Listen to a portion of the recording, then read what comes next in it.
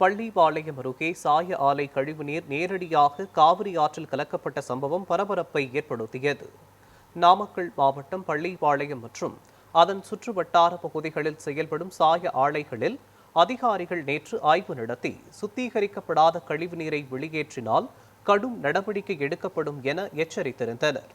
இந்த நிலையில் நேற்று இரவு முதல் காலை வரை லட்சக்கணக்கான லிட்டர் சாய கழிவுநீர் நேரடியாக காவிரி ஆற்றில் கலந்ததாக குற்றச்சாட்டு எழுந்துள்ளது.